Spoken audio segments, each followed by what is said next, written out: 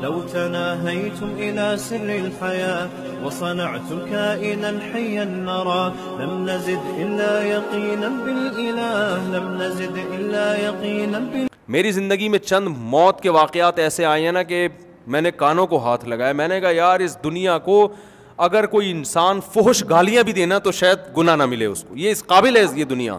اتنی بڑی دھوکے باز, اتنی بڑی فراڈی ہے یہ کمبخت, دکھاتی کچھ ہے حقیقت. آج کل دلہنیں اتنا دھوکہ نہیں دے رہی بیوٹی پارلر میں جا کے جتنا دھوکہ کون دے رہی ہے یہ دنیا. آپ کو ایسا دکھائے گی بحریہ ٹاؤن کے پلاٹ, مکان, بزنس, بینک بیلنس, اور آپ بیٹھے بیٹھے ٹھم مر گئے. بیٹھے بیٹھے کیا ہو جائے گا؟ مر گیا, ہارٹ اٹیک ہوا, انا للہ ہو گیا. اور ہارٹ اٹیک اب آپ کی رپورٹیں کلیئر آ رہی ہیں پھر بھی لوگوں کو ہارٹ اٹیک ہو رہا ہے.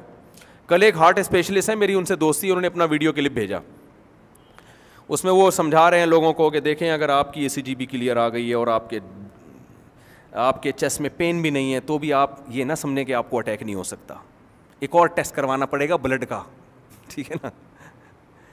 میں نے کہا لے بھائی ECG بھی کلیئر ہو گیا, چیسٹ میں کوئی پین وین بھی نہیں ہے, پھر بھی اٹیک بولو ہو سکتا ہے. ایک اور ٹیسٹ کروا لو اب ٹیسٹ, تھوڑے دن میں رپورٹ آئے گی یہ ٹیسٹ کیا تھا کلیئر تھا پھر بھی مر گیا. تو ابھی ایک نئی ریسرچ آئی ہے کہ ایک اور ٹیسٹ ہے, وہ بھی ایک ڈاکٹر ہارٹ کے بہت بڑے اسپیشلسٹ تھے. میں نے ان سے پوچھا کہ اگر انسان میں کولیسٹرول بھی نہیں ہے, یہ وہ ہر چیز ہے, پھر بھی اٹیک ہو سکتا ہے؟ انہوں نے کہا پھر بھی ہو سکتا ہے.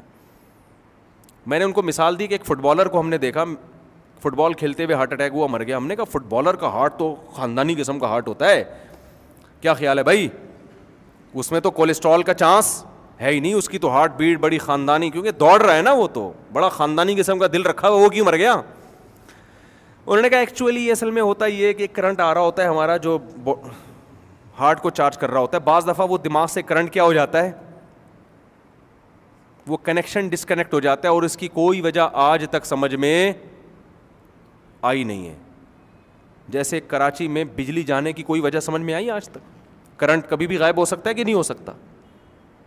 بھائی بیٹھے ہوئے ایک دم پنکھا بند, لائٹ غائب, بل ایسے آ رہا ہوتا ہے جیسے آسمانی بجلی کا کنیکشن کہاں سے لیا ہوا ہے.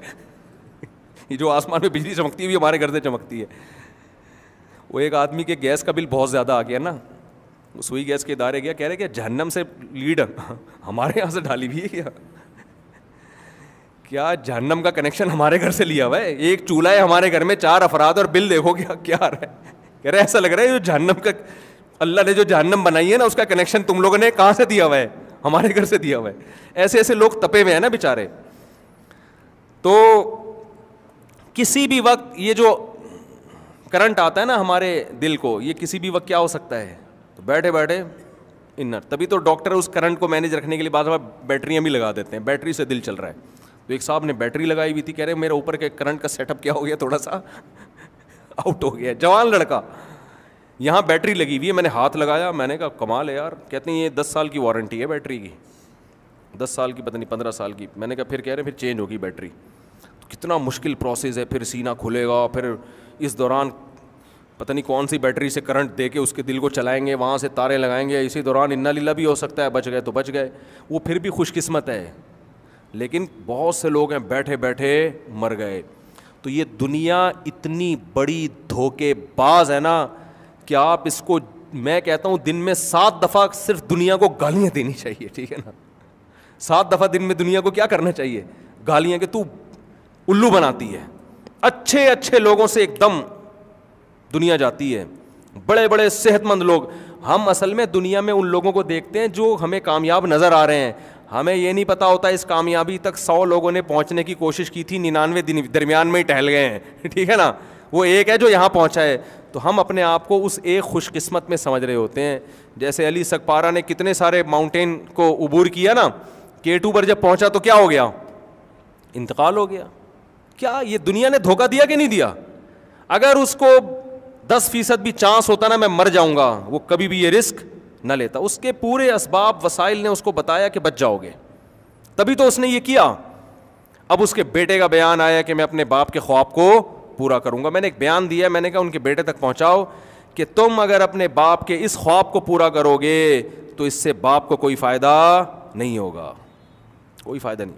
کیونکہ اگر آپ آخرت پر ایمان نہیں رکھتے بالفرض تو پھر ابا تو دنیا سے چلے گئے, تو آپ K2 کی پہاڑی عبور کریں یا نہ کریں ابا کی صحت پہ اس سے کوئی اثر نہیں پڑے گا. اور اگر آپ آخرت پر ایمان رکھتے ہیں تو آخرت پر ایمان رکھنے والوں کا یہ بھی عقیدہ ہے کہ پہاڑ پہ چڑھنے یا نہ چڑھنے سے ابا کو کوئی فائدہ نہیں ہے. ابا کو فائدہ ہوگا دعا سے, ان کے لیے صدقات و خیرات سے, انسانیت کی خدمت کرنے سے ابا کو فائدہ ہوگا. لیکن آپ دیکھو کیونکہ گائیڈنس نہیں ہے نا, تو کس چیز کو ہدف بنا رہا ہے بیٹا؟ بیٹا زندگی کا مقصد بنا رہا ہے میں ابا کے خواب کو پورا کروں گا. کوئی سمجھانے والا نہیں ہے کہ بیٹا اتنے مشکل کام کو تم نے خواب بنایا اور اس کو ویژن بنایا, اس کا نہ تمہیں کوئی فائدہ اور نہ ابا کو. رسک کتنا ہے اس میں, اور اگر تمہیں فائدہ ہو بھی گیا تو تھوڑے دنوں کی واہ واہ ہے, اس کے بعد ختم, مر کے مٹی ہو کے کیا ہو جاؤ گے, ختم. ہوا و حرص والا دل بدل دے, میرا غفلت میں ڈوبا دل بدل دے.